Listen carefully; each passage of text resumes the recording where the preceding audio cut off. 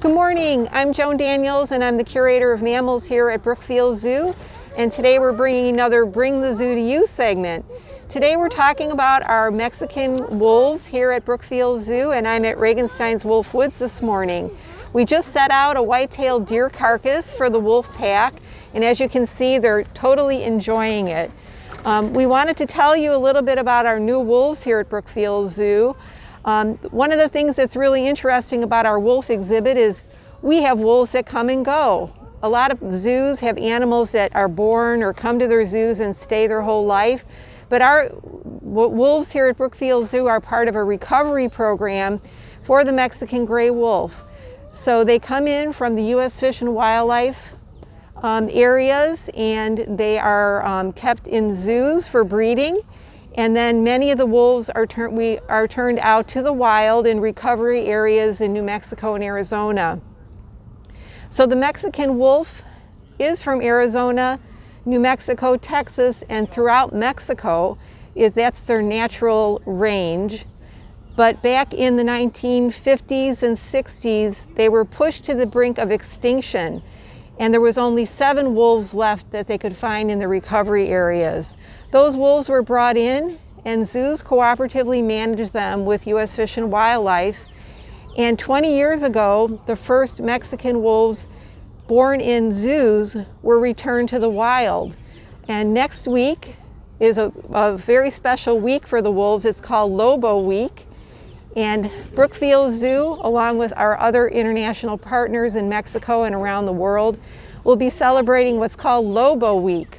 And Lobo Week is all about Mexican wolves, because that's their nickname, Lobo. So we will be celebrating through all of our social media channels next week the 20-year return of the wolves to their natural environment here in the United States and Mexico. So a lot of our visitors have gotten to know the wolves over time, and they follow the stories that they have. The stories of all of our wolves are very different. A wolf's life is not easy in the wild, in the recovery zones, and we try to prepare them as best we can, so if they become release candidates and go back into the wild, that they're ready to do so. So this spectacular wolf that you're seeing in front of you today, enjoying white-tailed deer carcass, is our newest addition to the Wolf Woods pack. His name is Amigo. Amigo was born at the New York Wolf Center. He's fathered several litters during his lifetime and was sent here by the U.S. Fish and Wildlife Group and the Species Survival Plan to breed with 2 females, one of which is named Vivalette and the other one is named CB.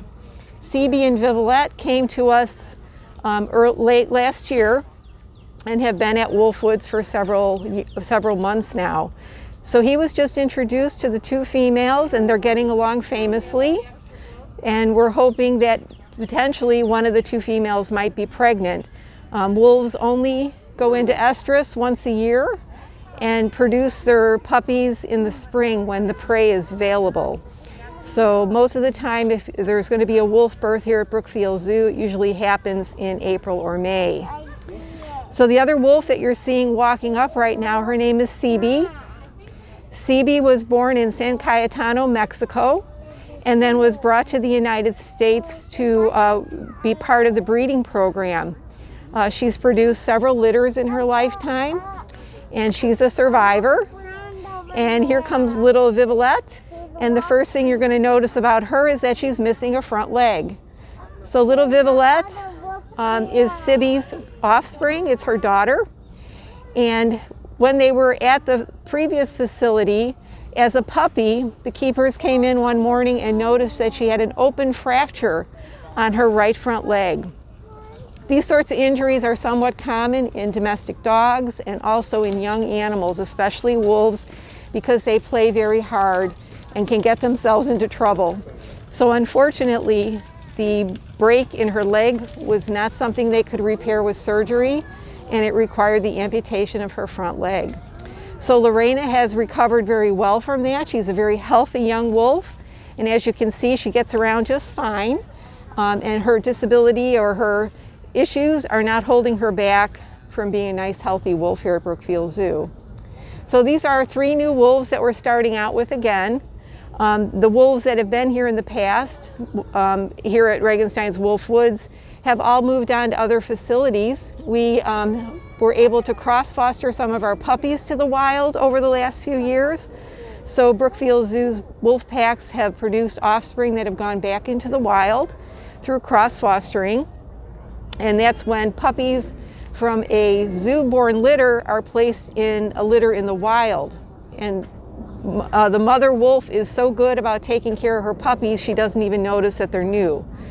So cross-fostering is a big part of the Mexican wolf recovery program right now, and something that you might want to read about on our website.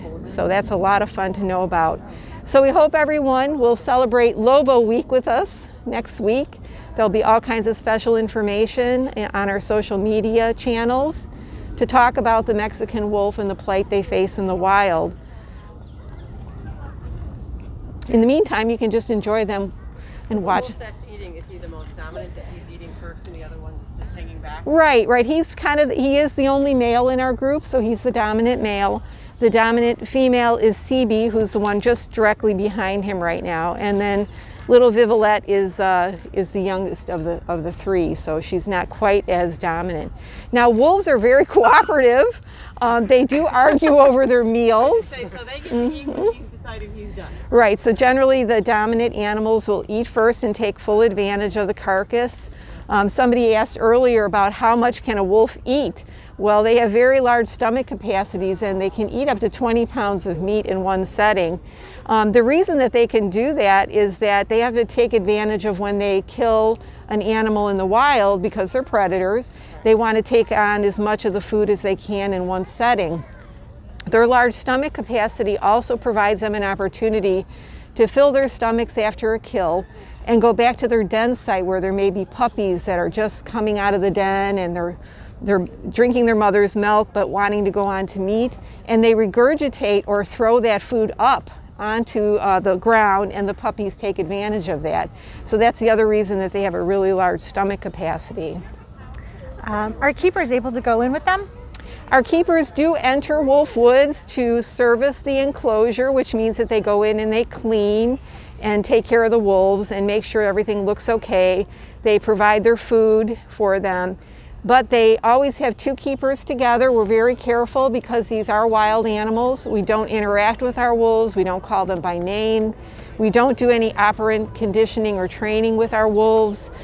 Because we don't want them to associate with people. We want them to be normally socially bonded with each other. So it's a hands-off program, and the reason it's hands-off is because they all are considered possible reintroduction candidates to the wild. How many wolves has Brookfield Zoo reintroduced into the wild? Well, we know that we have quite a bit of success with that. Ernesta was the first adult wolf that was returned to the wild in Arizona, and she did very well. Then we have also cross-fostered 2 sets of puppies to the wild, and that means we have a total of 5 animals then that we have returned to the wild through this program. How old are all of the wolves here? Well, let's see. Amigo here, he was born at the New York Wolf Center, and Amigo, I believe, is 7 years old. Let me check here. Amigo is 7. CB, the adult female, is 9, and then the young female, Vivalette, is 2. She's just turning 2 in another couple of weeks here. How well do the wolves exist once they're released to the wild? They do pretty well. Unfortunately, in some of the release areas, they're still persecuted and shot at by people because a lot of the people that live in the area still don't quite understand the value of having wolves in their environment. But they are federally protected under law, so it is something that people should not be harming them in any way. Most of the time they do fairly well in the wild if they don't cross paths with humans. They're very well suited and very capable of reverting back and finding their own food and doing really well with that. They are being released in areas that are very remote. so that hopefully they stay away from people, and they're very carefully monitored. The U.S. Fish and Wildlife biologists have radio collars on most of the wolves that have been released, and they keep very close track of them. What is he eating? He is eating a white-tailed deer. So that is a white-tailed deer that, just like you would go out and get cattle or you would buy chickens, we buy white-tailed deer for our wolves. So that is the whole carcass of a white-tailed deer.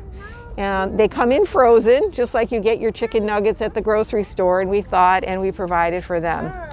A whole animal diet is really important for the wolves. It's important for their dental health, and this is what they normally would eat in the wild. They eat deer and bison and elk.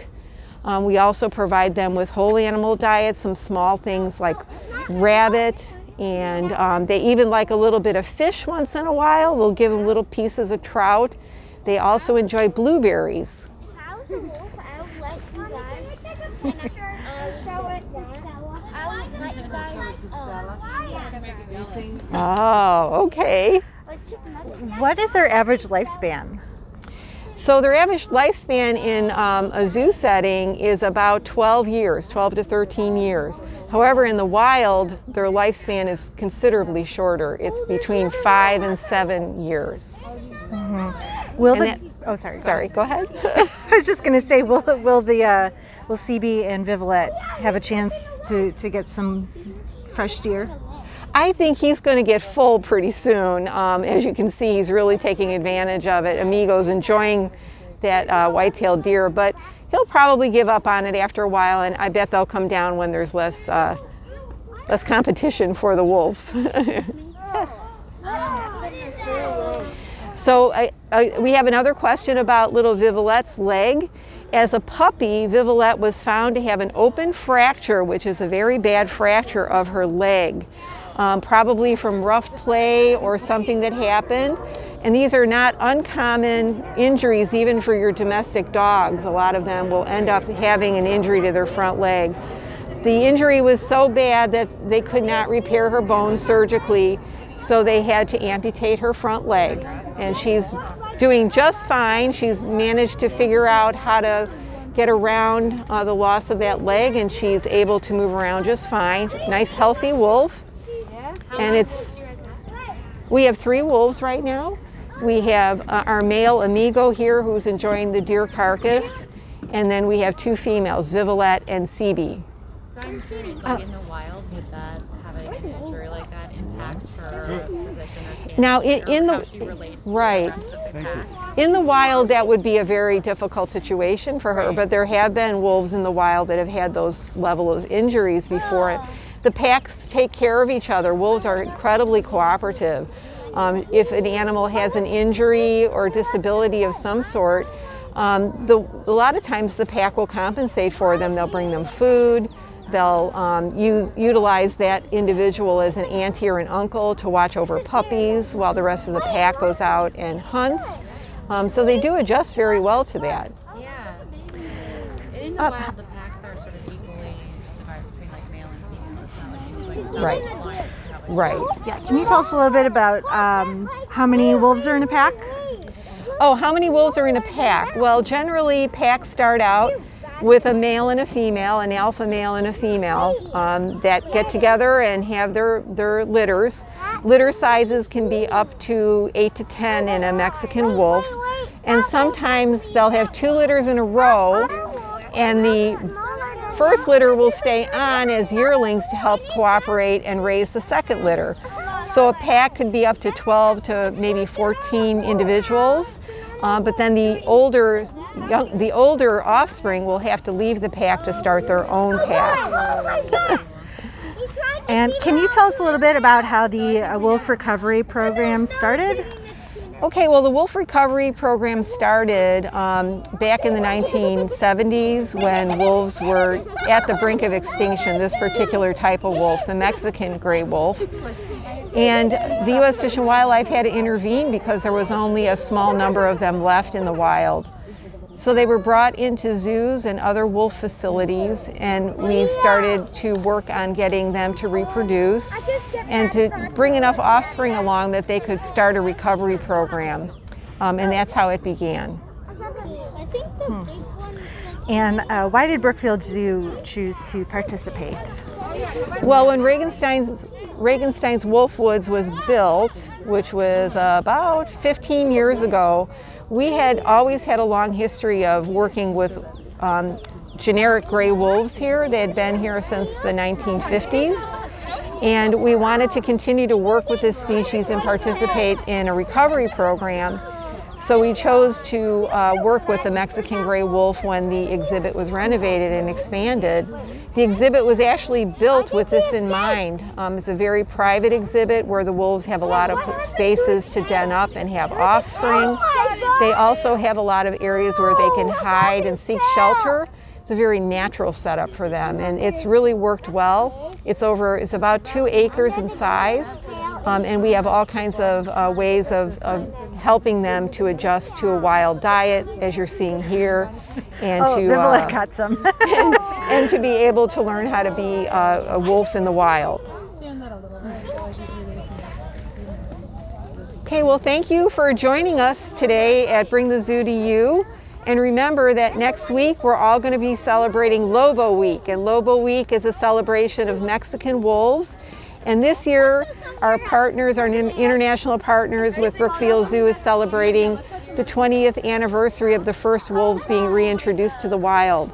So please join us on our social media channels to find out more about Mexican wolves so that we can all continue to enjoy them and support their recovery.